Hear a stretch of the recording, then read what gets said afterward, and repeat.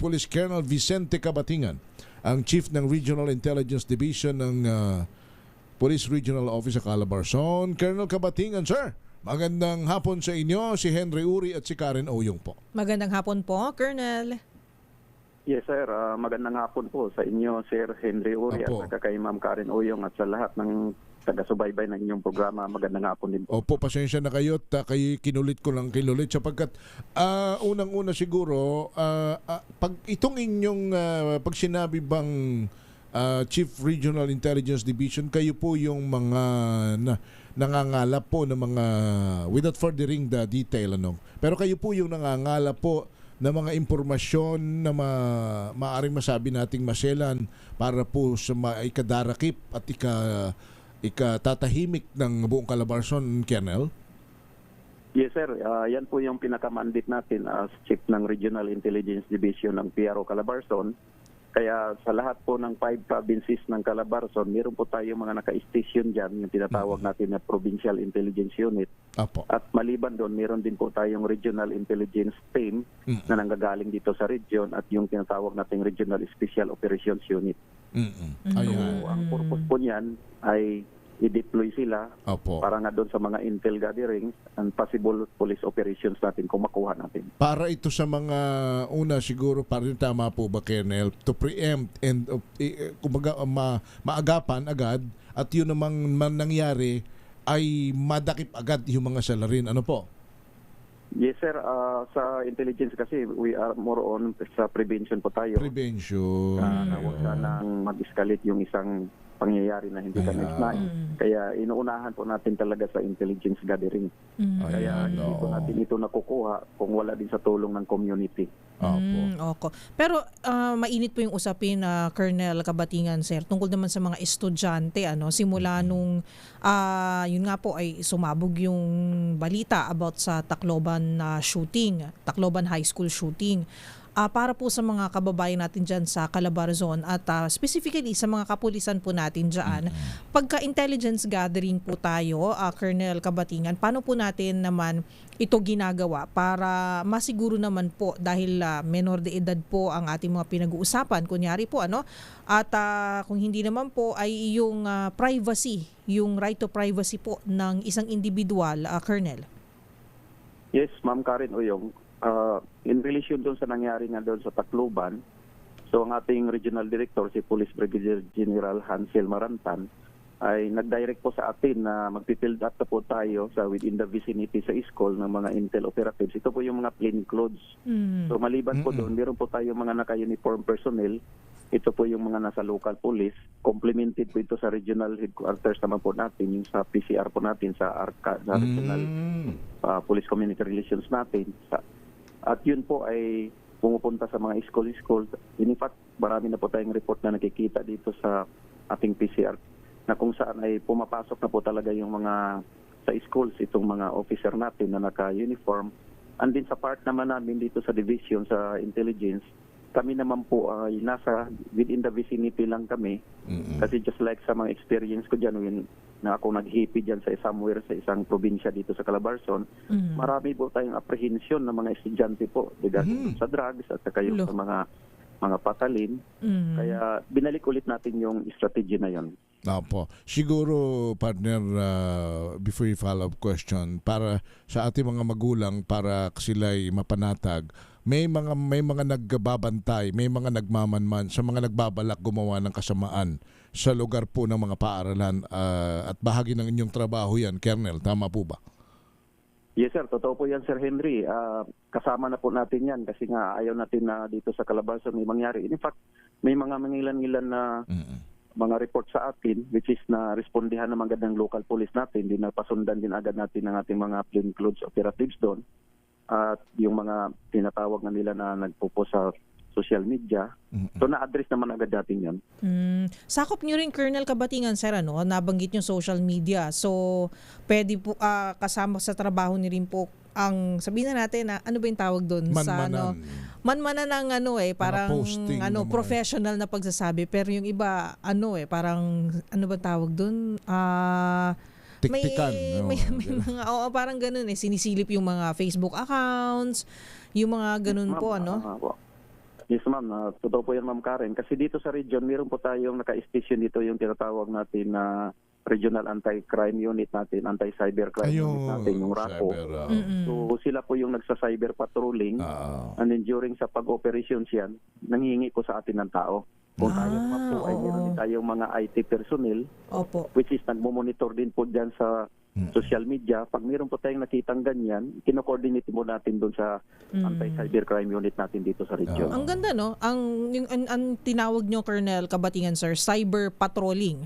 So hindi Cyber patrolling po. hindi Magaling, lang po kayo nagpapatrol ng physical sa labas at sa mga komunidad, pero pati na rin po ang online. Meron na rin kayong cyber patrols. Yes, yes ma'am. Meron pong dedicated personnel po talaga yung Regional Anti-Cybercrime Unit natin dyan.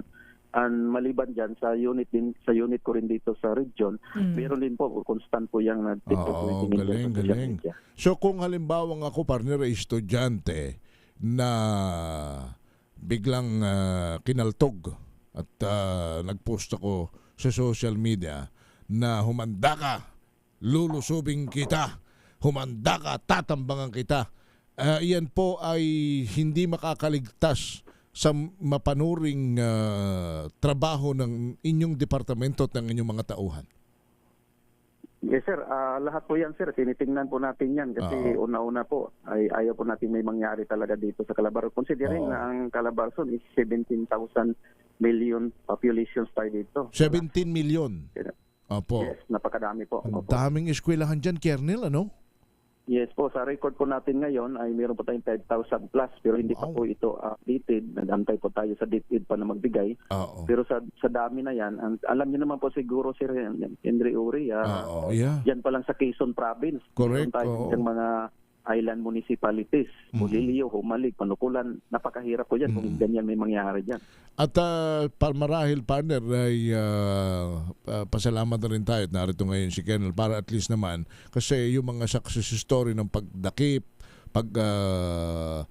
maagang pagsugpo sa mga criminals at yung mga malalaking bulto-bulto ng droga na tila gustong idump dyan sa Calabarzon, marahil kayo nasa likod din po ng mga accomplishment na ito.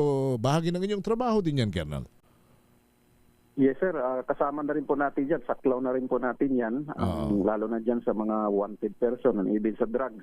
Katrabaho na rin po tayo dyan. Can you give us at least number siguro, Colonel? Kung meron lang po kayo sana riyang mga listahan, mga ilan na ang mga talagang nahuli, ilan na ang mga gaano na karami ang inyo pong mga nasabat na mga kontrabando, mga criminals, dyan sa inyo pong area of response, dyan sa inyong AOR?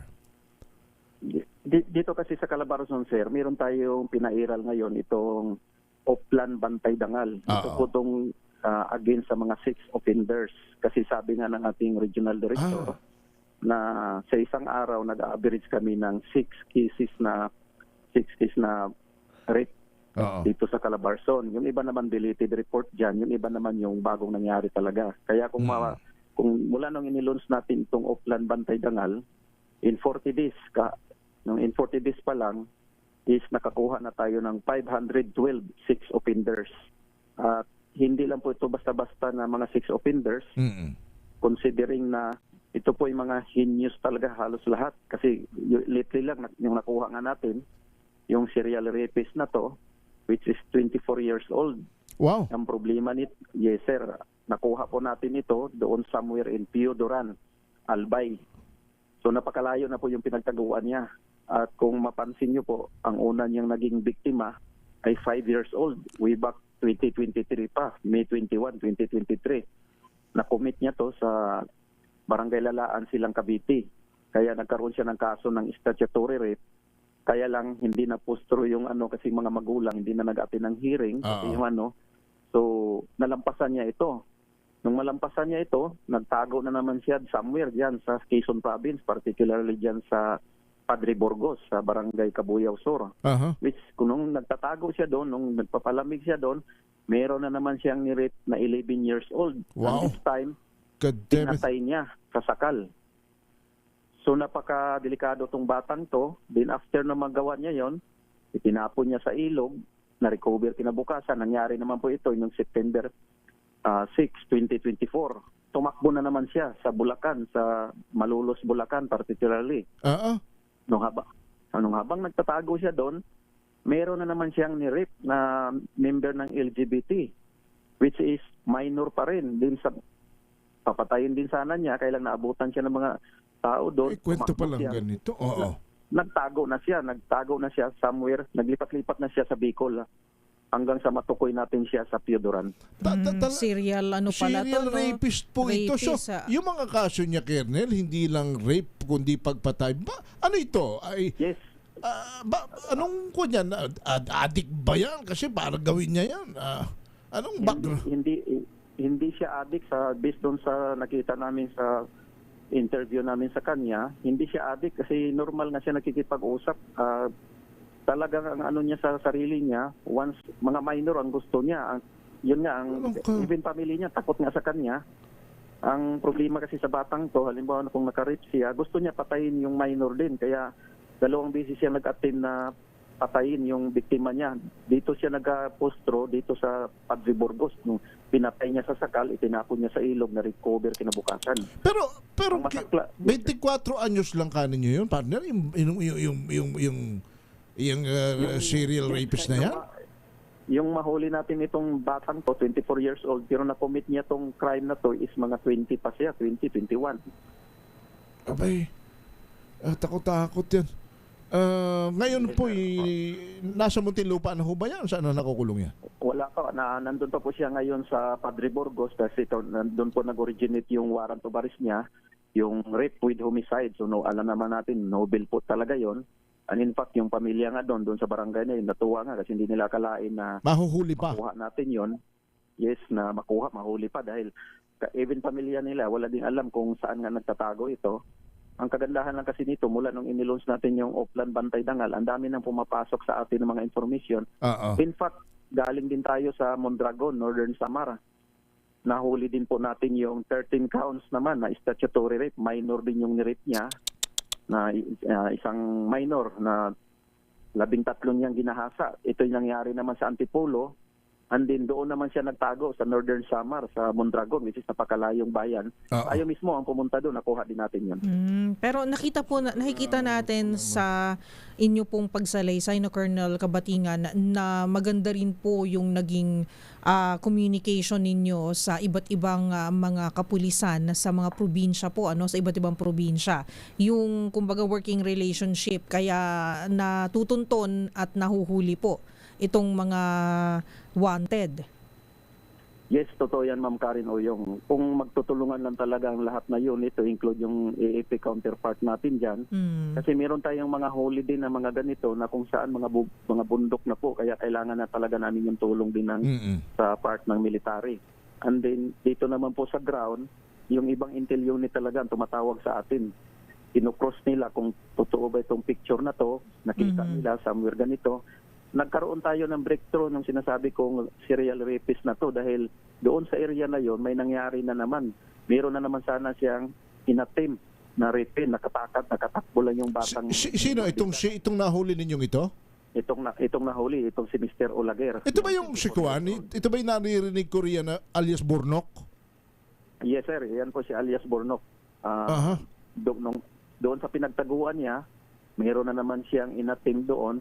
Doon, sumabog na yung pangalan niya. Kaya yung intel unit na nakadeploy doon, nagtanong-tanong na kung meron bang warrant itong picture na to. Na-picturean kasi nila discreetly, pinadala sa akin.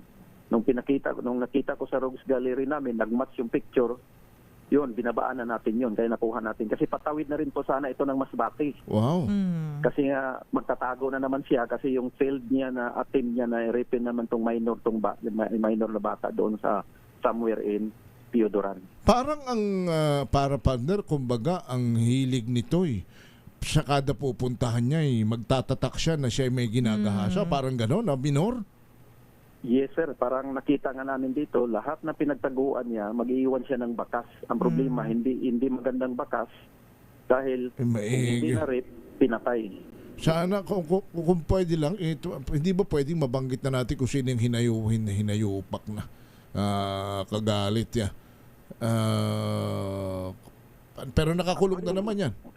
Anong Yes, sir, nakakulong siya ngayon. ang pangalan niyan, Colonel? Pwede niyo bang mabanggit na pangalan niyan? Yes, sir. Ang pangalan po nito ay si Giancarlo. Ang middle name niya is Rivera at saka yung surname niya is Olaguer. Giancarlo Rivera Olaguer. Olaguer. Saan tubo yan? Tubong ano yan? Actually, ipinanganak to sa Bulacan. Kaya lang nagtrabaho yata somewhere dito ito sa Silang Cavite. Dito siya unang nakakomit ng krimen. Which is minor din. Nakasuhan talaga siya kasi nahuli agad siya. Na caught in the act siya. Kaya lang hindi nagpustro kasi pati itong pamilya ay umalis na rin doon sa lugar, natakot. At pati itong nakomit niya doon sa somewhere naman sa Malolos. Which is umalis din yung pamilya ng LGBT na kaya nagtuloy-tuloy yung krimen niya hanggang sa nakapatay patuloy siya ng bata, napatay pa niya. Ang masaklap nito, kainuman pa niya yung tatay ng bata. Ay, walang talaga. Nilasing niya, makatulog yung tatay, yun. Kinukuha yung kinukuha po, Colonel, yung Loob. tiwala, yung loob.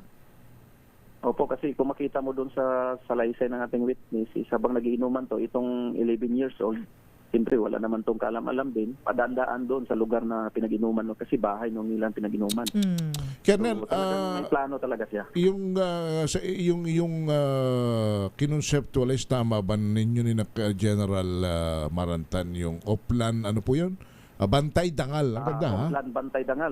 Opo. So, Actually, yung sinabi ko sa inyong 512 in 40 days lang yun, nung isang araw pa lang yun. Wow. Pero Puro mga rapist yan at mga acts of lasciviousness, ganyan? Yes, ito po ang focus po natin is yung mga sexual offenders natin. So mayroon tayong mga acts of lasciviousness. Basta yung kaso na pamumulis siya, nandun din, kasama na rin. At saka ito based doon sa warrant at warrantless arrest. Kung halimbawa na maaaring may mga nakikinig sa atin partner ngayon na natatakot pagkat masyadong marahas ang pag-uugali ng rapist at yung may ni-rape na siyang kapitbahay, hindi nila magalaw-galaw. O kaya naman, wag naman sana. Malalaking tao, may pangalan. Maaari din ba ho itong maipaalam sa inyo at kayo na ang bahala? Yes, sir. Meron po kaming hotline dito sa region.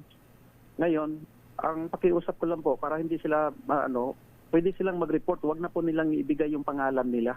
Yun po ang anonymous na lang. Anonymous na lang.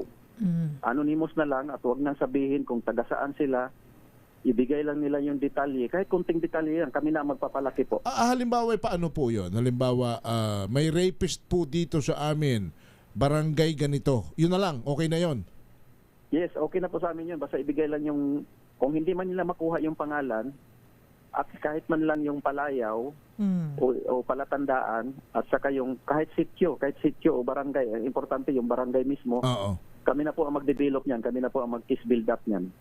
Ayun. Okay. Kasi partner, yan ang mahirap pagka mahirap ang nabiktima eh. Takot. Natatakot sila. Walang pera, walang alam nila. Tsaka baka mabalikan po kasi Colonel, partner.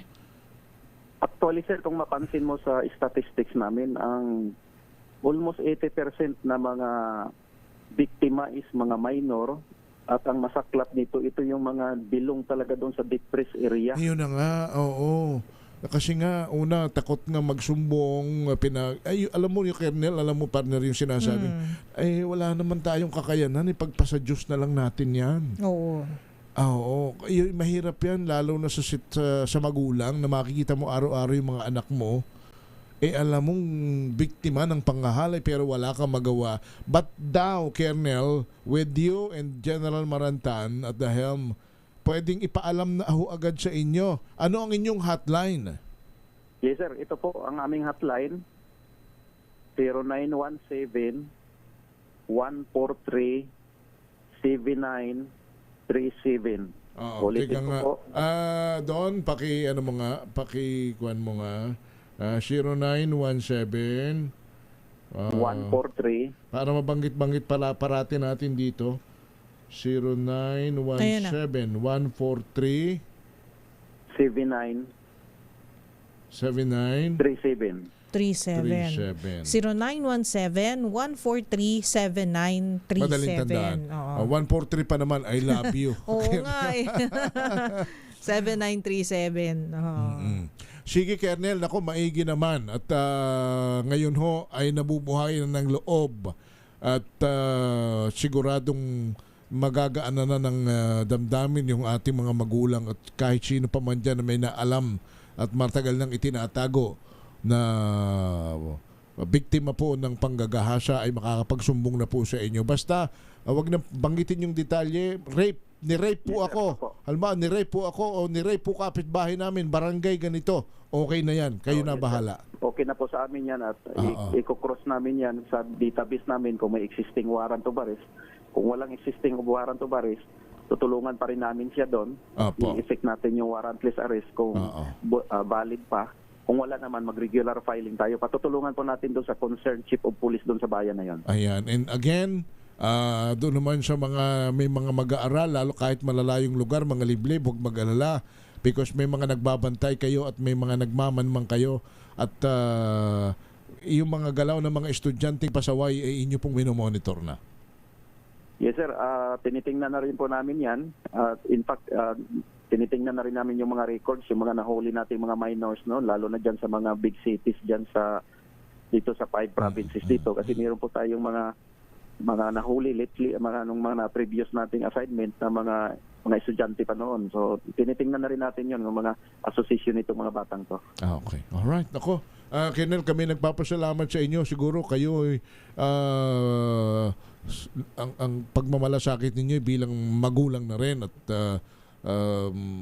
hindi kayo nagpapabaya sa inyong tungkulin. So, salamat naman at yung mga mahihirap na biktima ho ng panggagahasa. At least itong si Olaguer na ito, may kinalagyan na po ito. Colonel, ito'y... Yes, sir. Pakiusap ko ulit sana din sa mga magulang na nandyan ngayon sa Padre Burgos. Mag-attend po sila sa hearing kasi ang hearing naman po nila is doon sa Gumaka. Apo. So, malapit lang naman po yun. At huwag mag-alala kasi baka matakot yan kaya ayaw umatid ng hearing, partner. Baka mamaya may kamag-anak po itong si Olaguer na balikan yung mga biktima. Hindi naman ho. Wala siyang kamag-anak dyan kasi dito siya sa Bulacan. And in fact, yung mga kamag-anak niya, sinusuka na rin siya eh. Kasi yun nga doon sa pangyayari na to na alam nila na hindi nila napipigilan itong mga kamag-anak niya ito. At pag may ganyan ho ba, yung mga biktima, pinoprotektahan din naman marahil ng inyong mga tauhan? Yes sir, ito po in-endorse na po natin ito, lalo na dyan sa WC, sa DSWD, sa concern doon. Pinapadala na rin po natin yung pangalan doon kasi sila talaga nagmumonitor doon considering na yung PNP naman, meron din tayong WCCD. Lintik yung liriting tinamaan ng kulog yung rapist na yun, partner, mabuti na lang, ano? Isipin mo. In fact, habang nag-uusap tayo ngayon, sir, may pumasok naman na report sa akin dito. Meron din tayong nakuha naman, 2 counts rape din to, dito lang sa Calabarzon din. Oo. Sige po. So, nagtuloy-tuloy ang panghuli ng tropa natin. Alright. Colonel, kami nagpapasalamat sa inyo sa inyo pong oras na ibinahagi. At least, may kakampi na sa lahat ng mga krimen, lalo sa panggagahasa ngayon. Diyan sa atin sa Calabarzon na mabilis pong umaksyon with you at your division and of course General Marantan. Sir, salamat ng marami sa inyo. Thank you po, sir. Yes, sir. Mula po sa aming Regional Director, si General Marantan at sa inyo po, Sir Henry Ore at kay Ma'am Karen Oyong, mabuhay po kayo. Maraming salamat. Si Police Colonel Vicente Cabatinga ng Chief ng Regional Intelligence Division ng Calabarzon.